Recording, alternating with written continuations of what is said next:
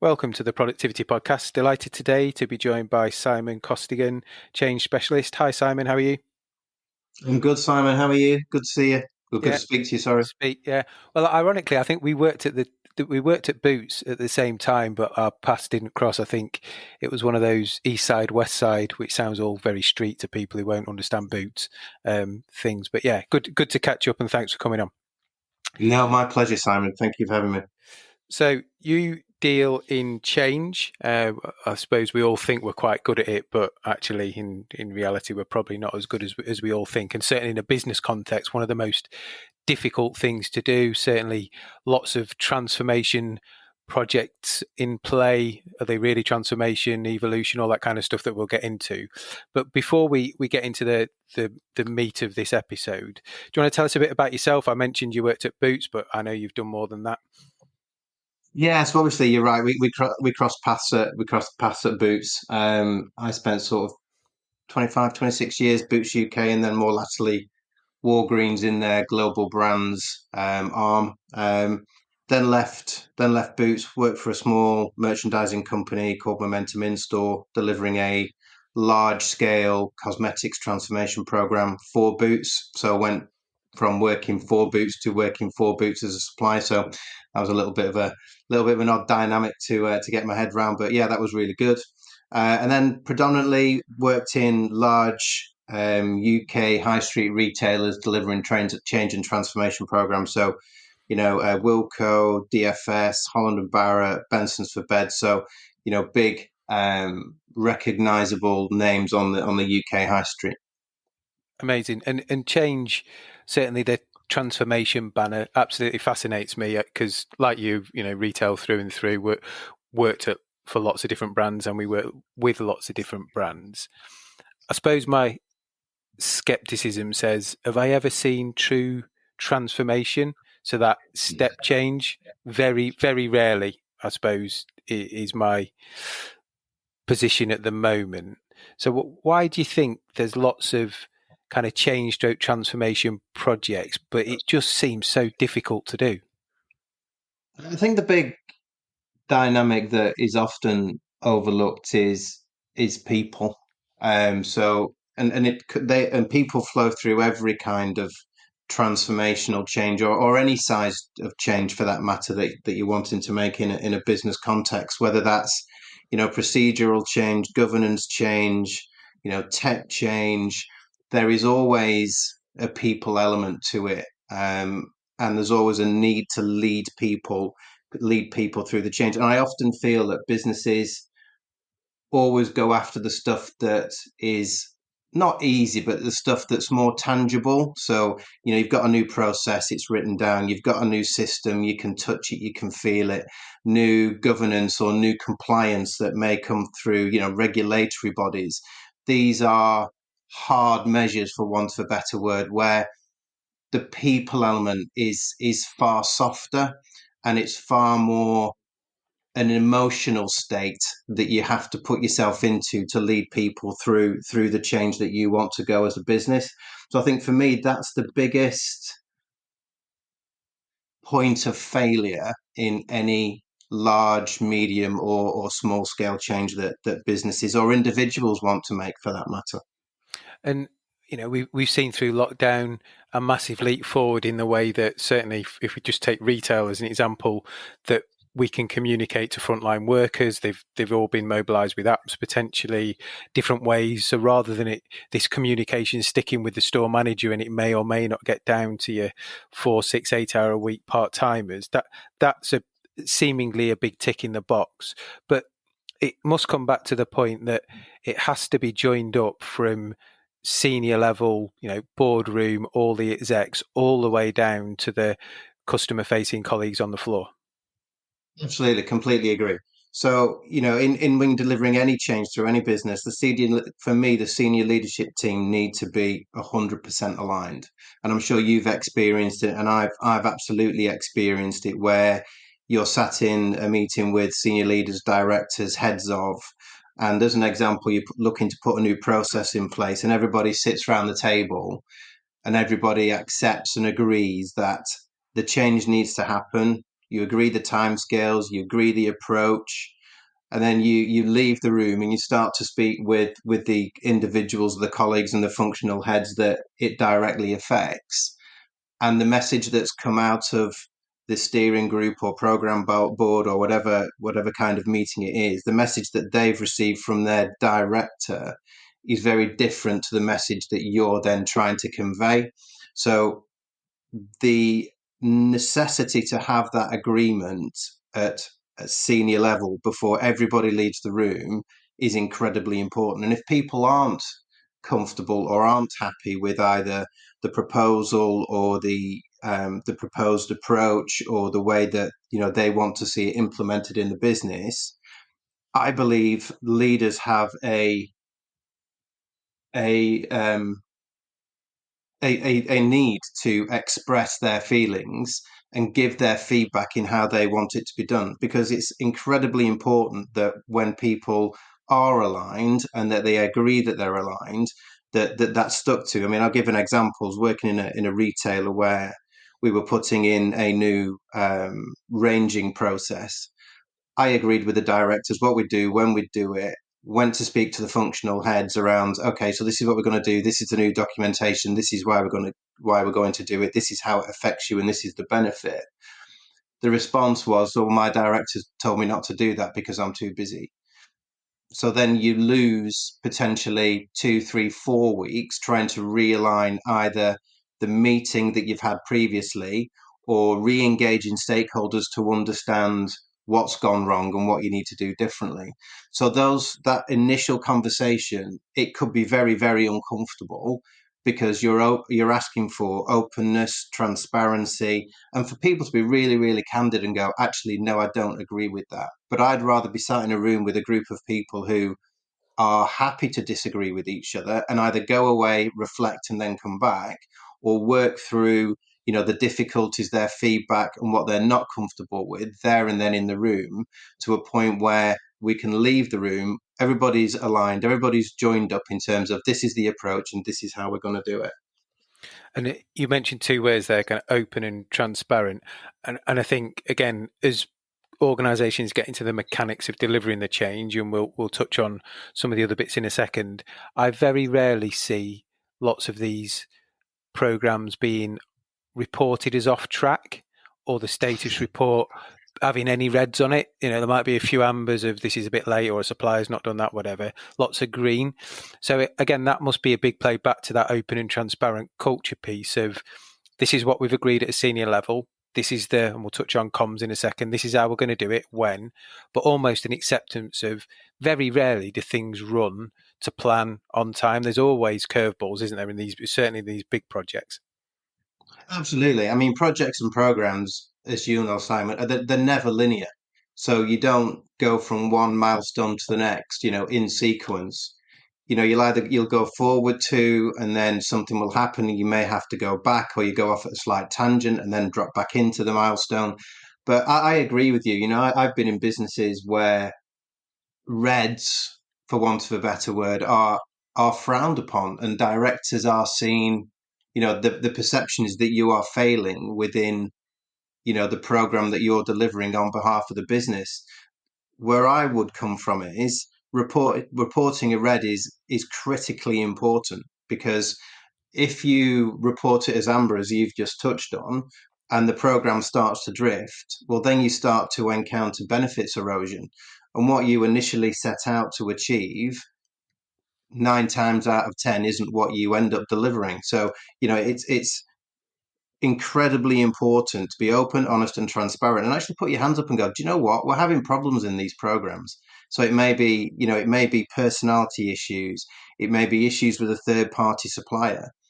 But actually, if you can be really clear with the business and go, okay, well, it's red, these are the risks, and this is our plan to bring it back on track, and this is the support that we need from the other senior leadership team in the business, I believe that's a far more healthy place to be than, as you say, let's brush it under the carpet and hope for the best that everything's going to come right. Because in my experience, invariably, it doesn't. Yeah, absolutely. Yeah, and I'm sure lots of people at the moment, their number one thing is resource and capacity.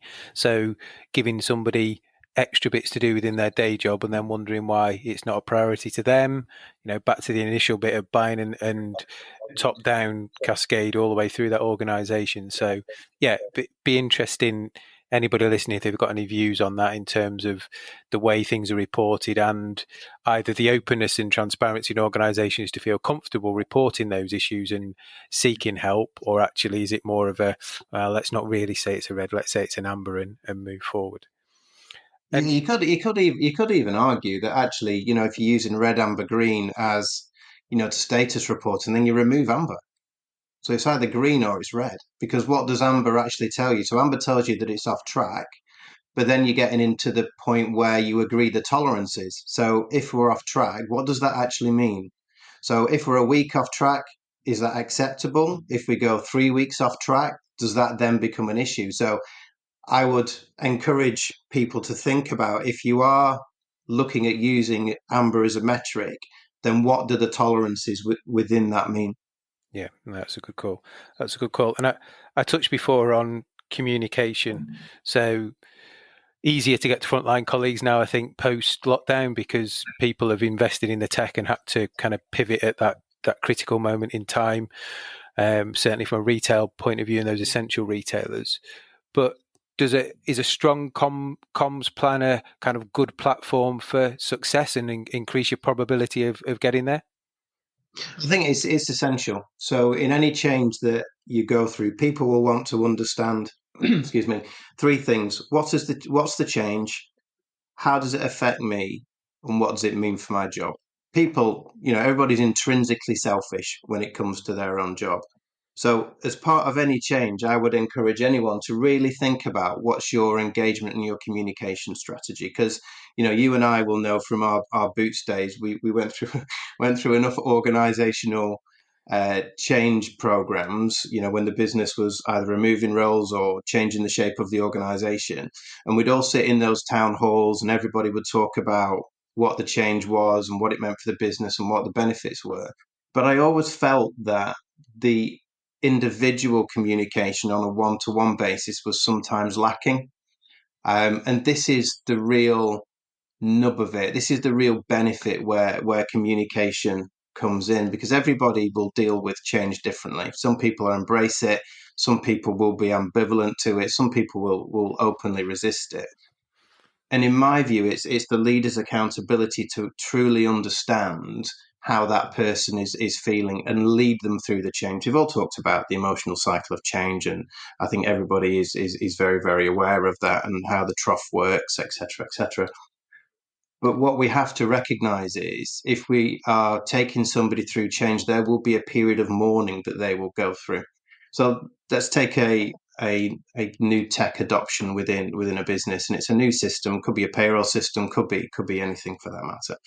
When you're moving people from an existing system to a new system, no matter how poor and how cumbersome the old system may be, people will go through a period of great discomfort as you move them from the old system to the new. Because if they've worked with that system for 2 to 3 years, it's comfortable, it's safe, they know it, they know how to navigate around it.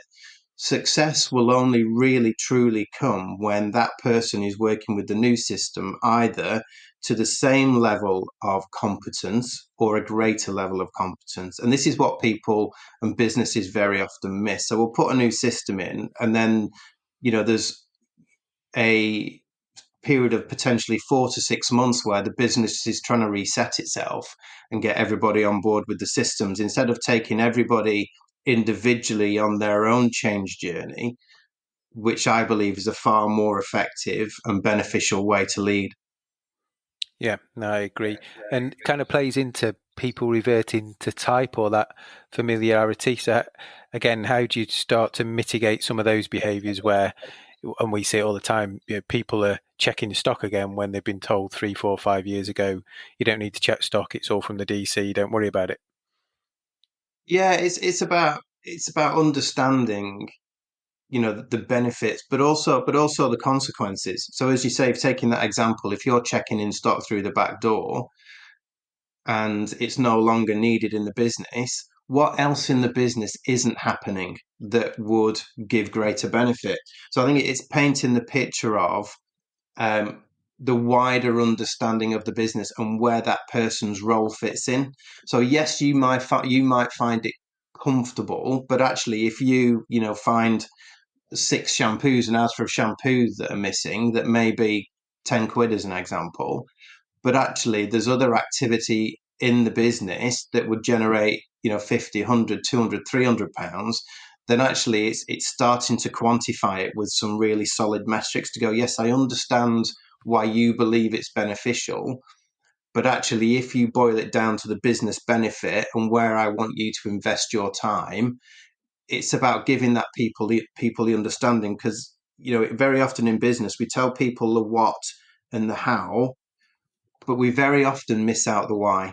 I've been in countless businesses where people are just doing processes for the sake of doing processes, but without understanding why. So, why should I do it? And what's the consequence of me not doing it correctly, or the consequence of me doing it when I don't need to? And it's that far broader and wider understanding that I often feel businesses miss. And for me, that's the most powerful element of it. Yeah, it's like you said, back to some of that personal what's in it for me or what's not. And I think instances, I think we talked about it before offline, where people have been asked to do things a couple of weeks ago by somebody and they just carry on doing it. Yeah, yeah, you're right. I mean, example, another retailer that I worked in, one of the ladies in the warehouse, the warehouse operative, she was checking all the invoices that came in from China. And when I asked her, and she'd been doing it for 2 years, and when I asked her why she was doing it, what the value was, and where the information went, she couldn't answer me. And what transpired was a director had asked her to do it 2 years ago. That director had since left the business, but because nobody ever told her that she needed to stop it, she carried on. And it used to take her half a day a week. So just think of the productivity that's been wasted over 2 years, half a day a week, going through information that the business didn't even use. And there's countless examples, and you'll have some as well, all over. And these are multi-million pound successful businesses. These are high street giants, for want of a better word.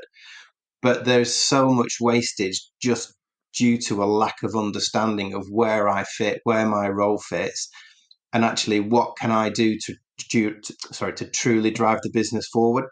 Yeah, no, absolutely. And process owners and governance around how processes get to stores, restaurants, hotels, wherever you might be working, rather than people finding, and we're seeing a lot more of it actually recently. I was having a conversation this week about teams finding ways to circumvent the comms process to land things in stores on their agenda, and then they get Yeah, frustrated when it doesn't land, but then can't really understand why they get chastised in the centre because they've circumvented the comms process. It's not in the activity plan. There's no work resource allocated to it. There's not been a cost benefit case, but for their department, it's really, really important. So back to a lot of the crux of this conversation, joined up from top to bottom, and people understanding their part in the process and importance in that in the overall business. yeah, you're absolutely right. And it may be a need, there may be a requirement to actually stop doing some stuff as well. So while we are putting this transformational change through the business, we are going to stop X, Y, and Z. And it has to be a conscious choice.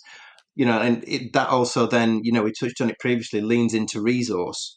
When you're doing these big transformation programs, having resource dedicated, in my view, is essential, Yeah, for the simple reason that if you ask people to do, large scale transformation projects or programs on top of day job, only one thing is going to happen. So I've worked in, many commercial and trading teams, and I've delivered programs in that arena using people who are doing business as usual. Now, if I'm a category manager or a category assistant, and my category underperforms for a week or is on a downward trend for a 4 week period, guess where the business is going to ask me to focus my energy? yeah, In the day to day business, understanding why my category is either performing badly for 1 week or is then starting to slide. And that's the right decision to make because ultimately you have to have a viable business for the long term future. What's often then not considered is the impact on the program. So people are pulled out of meetings, pulled out of workshops. They then need to be rescheduled. That could take 2 weeks. And if you have 3 or 4 or 5 instances of that, you've then got a 2 month lag. And this is where businesses then start to understand or fail to realize, more's the point, where does the benefit erosion start to kick in? So, yes, you know, we've delayed the program, but what does that actually mean? What does that actually mean in terms of benefit, in cost, in quality? And there's a lot of occasions where businesses don't actually stop and think around, okay, by doing taking the approach we're going to take and using people as business as usual, actually, there's a significant amount of risk that comes with it. Yeah. Yeah, absolutely. So lots for people to think about, and we're not saying it's all doom and gloom. There's some really great projects out there, some really great change happening. But I'd say by and large, from what I see, that's in the minority, unfortunately, rather than the majority. So Simon, if people want to kind of reach out for you, maybe offer you some work, further conversation about tap into your experience, where's the best place for them to find you? So I'm on LinkedIn. Just search Simon Costigan. My email address is simon@thechangepartner.co.uk. Yeah, so just drop me a line, drop me a message if you want to talk further. I think sort of my part in reflection would be in a lot of the businesses that I've worked in, and you'll probably echo the same, Simon, is go slower in the beginning to go faster at the end. So be really clear around the change that you want to make, what the scope is, what's in scope, out of scope, who your key stakeholders are, and just be really clear from the outset. So do the due diligence. So take a month, 2 months, just be really clear about what you want to deliver and how. And ultimately, I believe that change is far more successful when that approach is taken. Yeah, no, I agree. There's that, I suppose, um,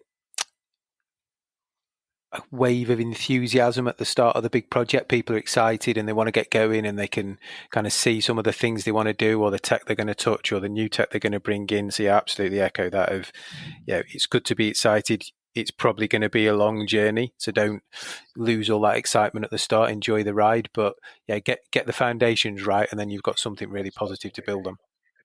Yeah, I completely agree. So final question from me that everybody gets. What's the best bit of business advice you've ever been given? I think the best piece of advice that I was given is just be curious. In the world that we work in change is just keep asking the question why do you want to make the change, why do you want to take that approach, just ask why and just keep digging and digging and digging because ultimately you'll then get everything that the client wants. So to keep asking why, be curious, be open, honest, transparent, challenge, collaborate. And I think but the biggest thing is just be curious and keep asking that why question. Brilliant. Love that one. It's been a pleasure to catch up and talk. I think we could carry on for ages on this one, but some really good insight and golden nuggets there, Simon. So thanks for your time and we'll catch up soon. Thanks, Simon.